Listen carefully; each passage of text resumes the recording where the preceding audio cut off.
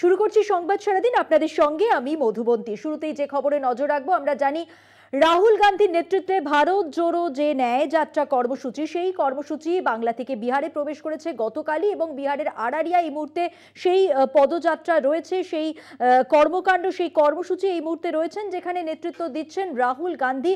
বিহারের আড়ারিয়ায় এই মুহূর্তে রাহুল গান্ধী সভায় উপস্থিত রয়েছেন, দেখতে পাচ্ছেন সেই ছবি।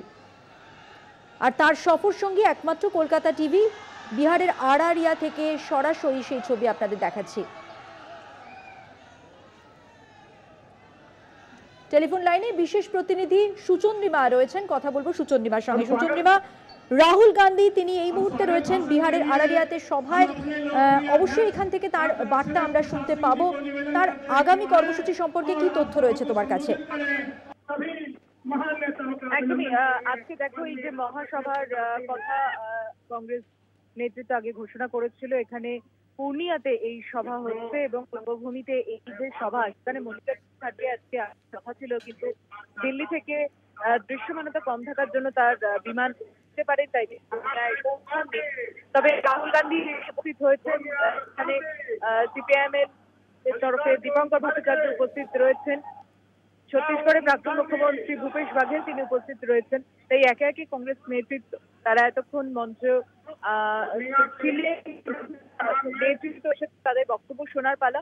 প্রচুর মানুষ এখানে এসে উপস্থিত হয়েছে, যে রঙ্গভূমি যে গ্রাউন্ডে, এখানে এই মাঠে 1.5 লাখের উপস্থিতি হয়, কিন্তু আজকের এই ভিড় দেখে কম করে 2 থেকে 3 লাখের উপস্থিতি আজকের এই জনসভা স্থলে কিন্তু দেখা যাচ্ছে। এবং সেই জায়গা থেকে রাহুল গান্ধী আজকে বিহারের মানুষকে কি বার্তা দেন, নীতিশ কুমারের পাল্টি খাওয়া, তার 48 ঘন্টার মধ্যে বিহারে পূর্ণিয়াতে এত বড় একটি জনসভা করছেন রাহুল, সেখানে নাম না করেই কি কটাক্ষ, নাকি সরাসরি নাম নিয়ে তার আক্রমণ থাকবে?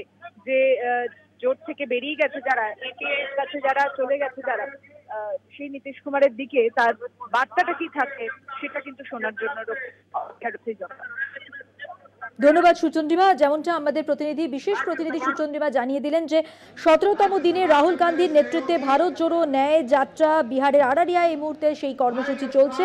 বিহারের পালা বদলের পর আজ তিনি এই সভা থেকে কি বার্তা দেন, রাহুল গান্ধীর সেই বার্তার দিকে তাকিয়ে গোটা দেশ। ইতিমধ্যেই আমরা জানি কৃষকদের অধিকার নিয়ে মোদী সরকারের বিরুদ্ধে সরব কংগ্রেস নেতা রাহুল গান্ধী। চারিদিক থেকে কৃষকদের ঘিরে ফেলেছে মোদী।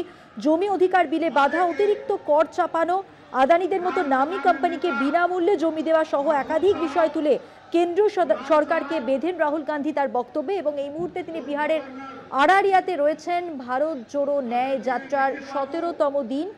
তার নেতৃত্বে বিহারের পালা বদলের পর বিহারে কি বার্তা দেন রাহুল গান্ধী, অবশ্যই সেদিকে নজর সকলে। बिहार में इस रैली और न्याय यात्रा के सिलसिले में आए हुए आदरणीय भूपेश बघेल साहब, आदरणीय जयराम रमेश जी,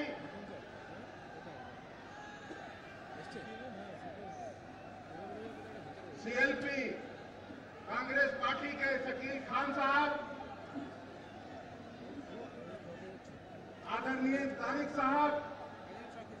বিহারের পালা বদলের পর আজ এই সভা থেকে 17তম দিনে রাহুল গান্ধীর নেতৃত্বে যে ভারত জোড়ো ন্যায় যাত্রার কর্মসূচি, সেখান থেকে এই সভা থেকে রাহুল গান্ধী কি বার্তা দেন, অবশ্যই সেদিকে নজর থাকছে আমাদের।